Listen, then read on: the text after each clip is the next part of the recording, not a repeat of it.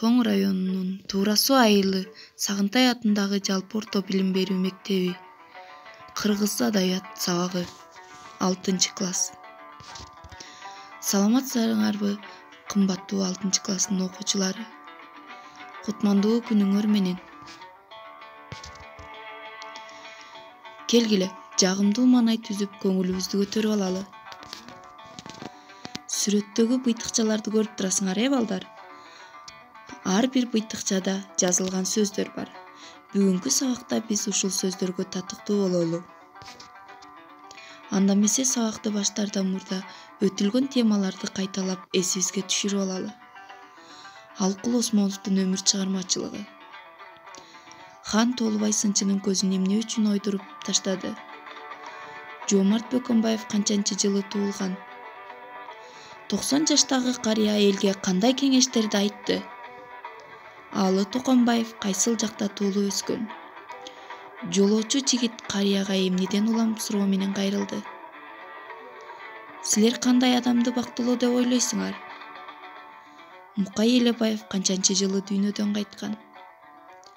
Силер бороондо көчөдө болдуңар беле? Биз ушул суроолорго жооп таптык деп ойлойм. Балдар, силер сүрөттөн кимди көрүп турасыңар? Азаматсыңар, Чыңгыз Айтматовду. Чыңгыз Айтматов ким болгон? Билесиңерби, балдар? Ай, азаматтар.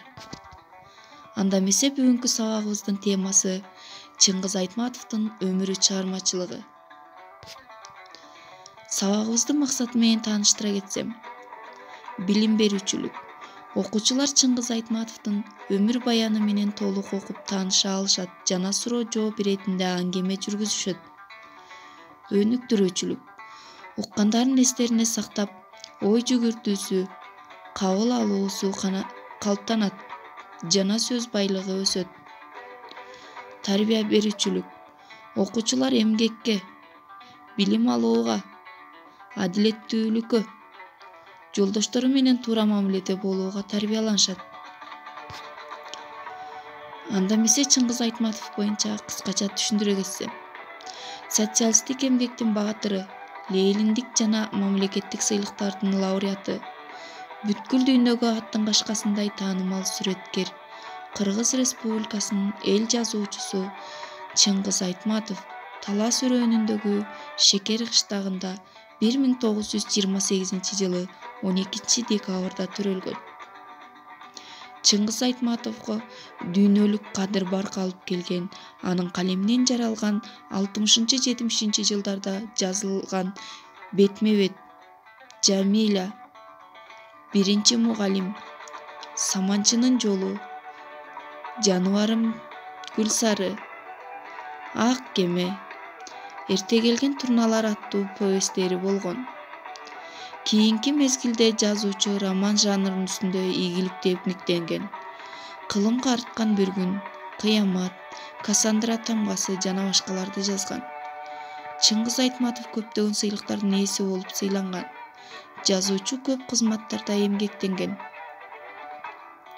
Чыңгыз Айтматов 2008 жылы 10 июнда Германиянын Нюрнберг шаарында дүйнөдөн кайткан. Чыңгыз Айтматовдун атасы Төрөкул Айтматов, апасы Нагима болгон. Төрөкул Айтматов менен Нагима 12 жыл бирге бактылуу өмүр сүрүшөт. 4 балалуу болушат. Бирок алардын бактылуу жашоосун ошол кездин каардуу саясаты, репрессиясы талкалайт. 1937 жылдын 1 декабрында Төрөкул Айтматов камакка алынат.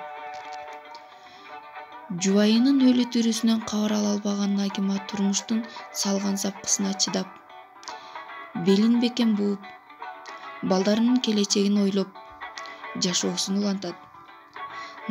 Нагима Төрөкул Айтматов 10 жылга кат алышууга тыюу салуу менен алыскы лагерге айдалды деген акыркы билдирүүдөн кийин туура 10 жыл өткөнчө жубайын күтөт.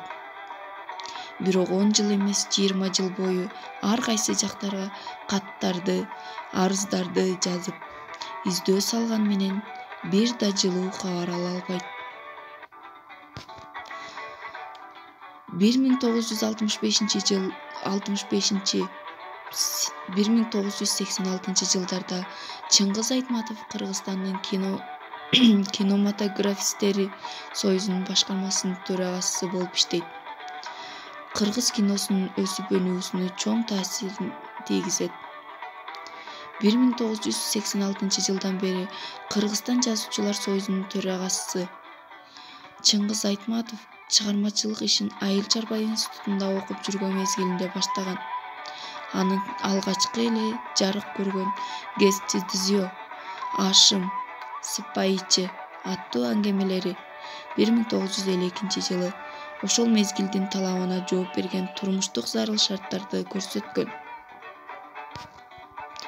Чыңгыз Айтматовдун чыгармалары: Ак кеме, Жамиля. Ал эми бул чыгармаларын билесиңер балдар. Азамат сыңар, Кыямат, Биринчи мугалим. Анда эмесе балдар үйгө тапшырма. Чыңгыз Айтматовдун дагы кандай чыгармаларын окугансыңар жана билесиңер. Көңүл бурганыңарга чоң рахмат. Кийинки сабакта жолугушканча сак саламатта болгула.